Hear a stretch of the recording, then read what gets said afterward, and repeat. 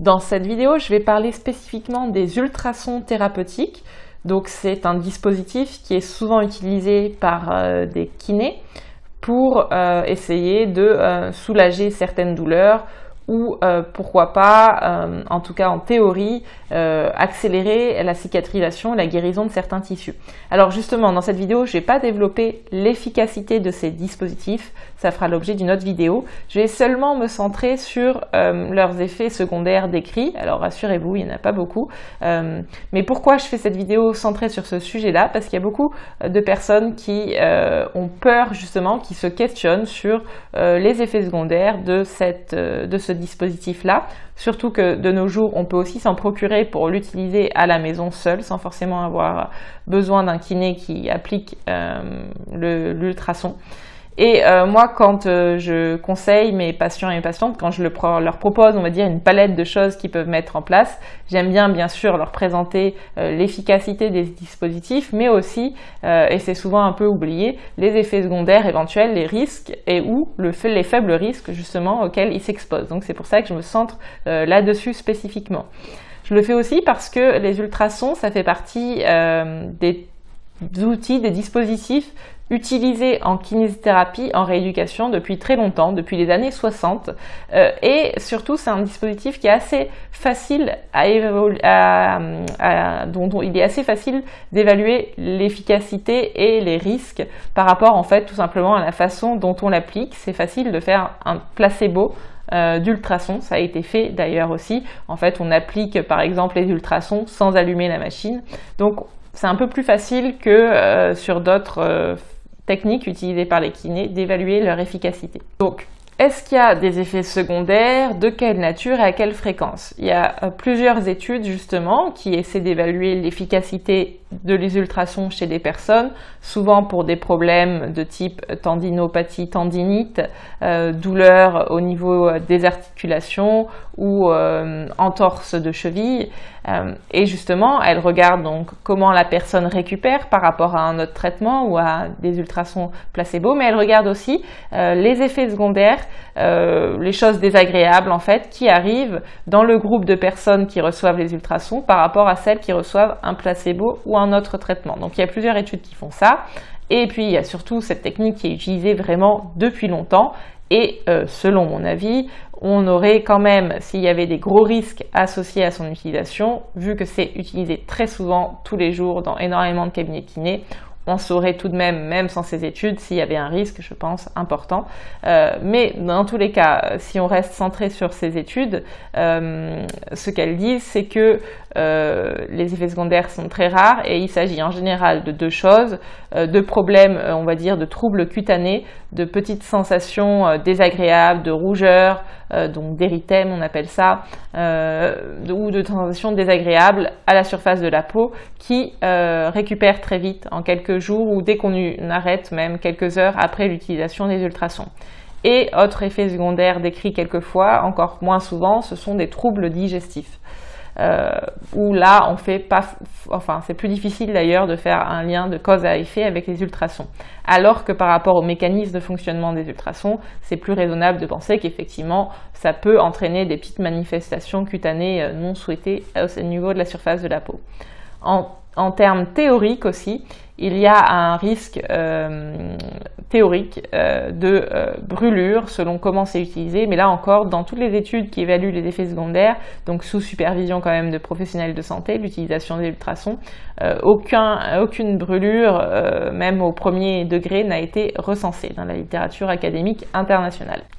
Petit bémol cependant tout de même, c'est qu'il y a beaucoup d'études beaucoup d'équipes de recherche qui ne prennent pas le temps justement de relever ces effets indésirables. Alors je pense que de nos jours c'est quelque chose qui se fait de plus en plus, mais parfois on regarde justement les effets positifs, les effets sur certains paramètres comme la douleur ou la cicatrisation, mais on ne va pas penser en fait à demander aux personnes de parler d'éventuels effets secondaires qui sont apparus. Il n'empêche que, comme je vous le disais, par rapport au nombre de fois où cette technique est utilisée, je pense qu'on peut tout de même raisonnablement penser qu'il n'y a pas d'effet secondaire grave lié à son utilisation. Maintenant, vous êtes bien sûr libre de vous faire vos propres interprétations aussi de cette donnée et de cette utilisation des ultrasons.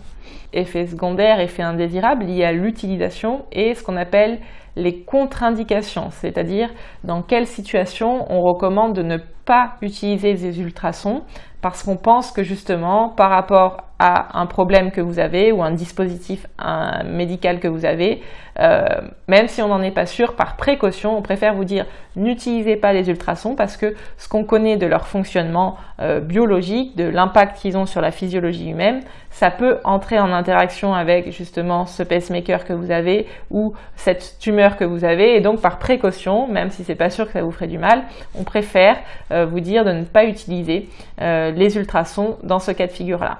Donc si vous utilisez les ultrasons chez un kiné, normalement votre kiné est formé justement à vous poser des questions et à évaluer si oui ou non vous avez une contre-indication à l'utilisation des ultrasons.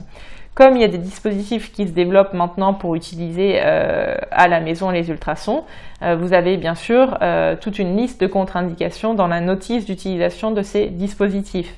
Donc je les ai, si vous voulez, je vous mettrai le lien là vers l'article que j'ai fait où je récapitule justement ces différentes contre-indications. Il y en a beaucoup. Il y a par exemple donc le fait d'avoir un dispositif implantable de type pacemaker, il y a le fait d'avoir une tumeur maligne ou non, le fait d'être enceinte.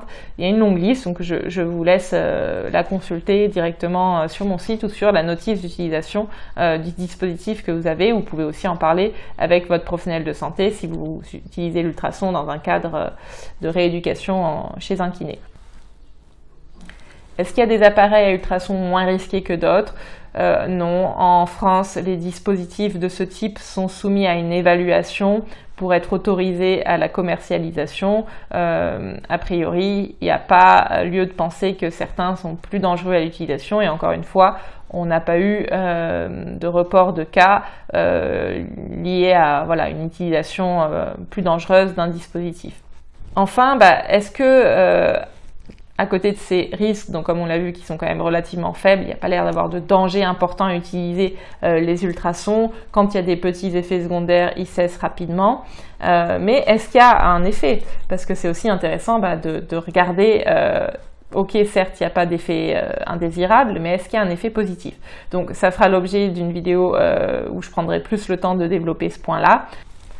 Je peux quand même vous faire un petit point rapide sur les conclusions des différentes équipes de recherche qui ont regardé justement toutes les études sur les ultrasons et quelle efficacité ça faisait chez les personnes qui les utilisaient. Je vais vous lire juste les conclusions donc, de ces derniers travaux avant de les développer plus dans une future vidéo.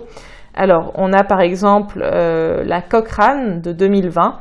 Donc la Cochrane, c'est une association internationale de plein d'équipes de recherche dans plus de 120 pays du monde qui, pendant des années, planchent sur un sujet et émettent un avis du coup sur l'efficacité d'un traitement, d'un dispositif médical et ses risques. Et c'est une association qui est réputée vraiment pour faire des études de très bonne qualité en prenant en compte aussi les liens d'intérêt industriels notamment. Et voilà, moi c'est une association dont j'apprécie beaucoup la qualité des travaux. Et ce qu'ils nous disent, c'est les ultrasons ne font pas ou peu de différence en matière de douleur et de bien-être par rapport au placebo.